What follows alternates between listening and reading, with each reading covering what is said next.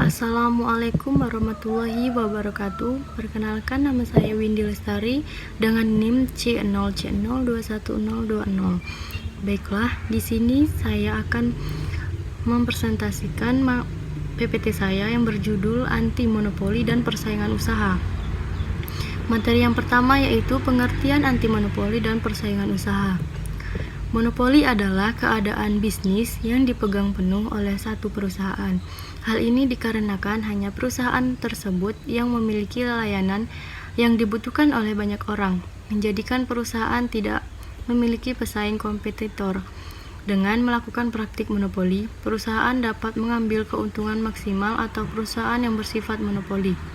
Persaingan usaha yang tidak sehat akan menyebabkan rusaknya perekonomian negara yang merugikan masyarakat.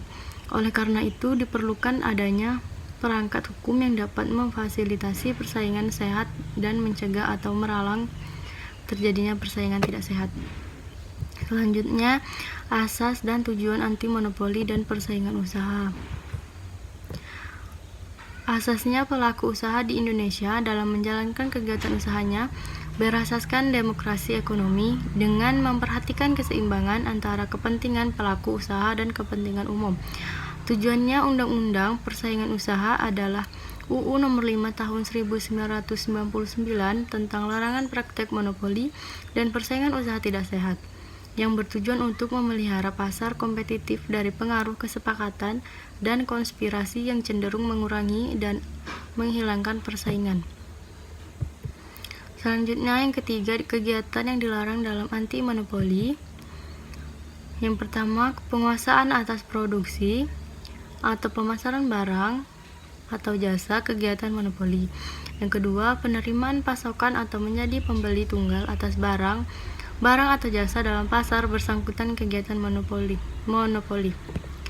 Penolakan atau penghalangan penguasa tertentu untuk kegiatan usaha yang sama pada pasar yang bersangkutan, penghalangan konsumen atau pelanggan pelaku usaha dengan pengusaha pesaing, pembatasan peredaran atau penjualan barang atau jasa pada pasar yang bersangkutan, praktik monopoli terhadap penguasa tertentu, jual rugi atau penetapan harga yang sangat rendah untuk menyingkirkan atau mematikan usaha pesaingnya di pasar yang bersangkutan, dan kecurangan dalam menetapkan biaya produksi dan biaya lainnya yang menjadi bagian dari komponen harga barang dan jasa kegiatan penguasaan pasar.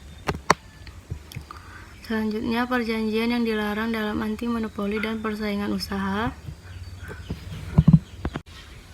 Yang pertama, oligopoli adalah keadaan pasar dengan produsen dan pembeli barang hanya berjumlah sedikit, sehingga mereka atau seseorang dari mereka dapat mempengaruhi harga pasar. Yang kedua, penetapan harga antara perjanjian dengan pelaku usaha pesaingnya untuk menetapkan harga atau barang jasa yang harus dibayar oleh konsumen. Yang ketiga, ada pembagian wilayah, yaitu pelaku usaha dilarang membuat perjanjian dengan pelaku usaha pesaingnya yang bertujuan untuk membagi wilayah pemasaran atau alokasi pasar terhadap barang atau jasa. Yang keempat, pemboikotan adalah pelaku usaha dilarang membuat perjanjian dengan pelaku usaha pesaingnya yang dapat menghalangi pelaku usaha lain untuk melakukan usaha yang sama. Yang kelima, ada kartel. Yang keenam, ada trust. Yang ketujuh, ada oligopsoni atau keadaan di mana dua atau lebih pelaku usaha menguasai penerimaan pasokan atau menjadi pembeli tunggal barang atau jasa dalam suatu pasar komoditas. Yang kedelapan, ada integrasi vertikal. Yang kesembilan, ada perjanjian tertutup atau pelaku usaha dilarang membuat perjanjian dengan pelaku usaha lain yang memuat persyaratan bahwa pihak yang menerima barang atau jasa hanya akan memasok atau tidak memasok kembali barang kepada pihak tertentu. Yang ke-10, ada perjanjian dengan pihak luar negeri, yaitu pelaku usaha dilarang membuat perjanjian dengan pihak luar negeri yang memuat ketentuan yang dapat mengakibatkan perjanjian terjadi praktek monopoli atau persaingan usaha tidak sehat. Selanjutnya, yang kelima, hal-hal yang dikecualikan dalam monopoli. Di dalam Undang-Undang Anti Monopoli Nomor 5 Tahun 1999 terdapat hal-hal yang dikecualikan, yaitu pada pasal 50. Yang pertama, perbuatan atau perjanjian yang bertujuan untuk melaksanakan peraturan perundang-undangan yang berlaku. Yang kedua, perjanjian yang berkaitan dengan hak atas kekayaan intelektual seperti lisensi, paten, merek, dagang hak cipta, desain produk industri, rangkaian elektronik terpadu, dan rahasia dagang, serta perjanjian yang berkaitan dengan waralaba. Yang ketiga, perjanjian penetapan standar teknis produk, barang, atau jasa yang tidak mengekang atau menghalangi persaingan. Yang terakhir atau yang keenam, sanksi dalam anti monopoli dan persaingan usaha. Pada pasal 48, pelanggan terhadap ketentuan pasal 4, pasal 9 sampai dengan pasal 14, pasal 16 sampai dengan pasal 19, pasal 25, pasal 27, dan pasal 28 diancam pidana dengan serendah-rendahnya 25 miliar dan setinggi-tingginya 100 miliar atau pidana kurungan pengganti denda selama-lamanya 6 bulan.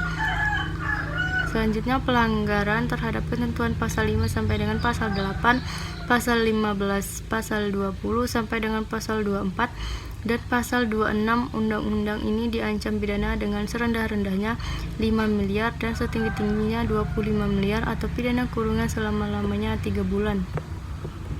Baiklah, mungkin hanya itu yang dapat saya sampaikan. Mohon maaf jika ada kekurangan. Wabillahi taufiq wal hidayah. Wassalamualaikum warahmatullahi wabarakatuh.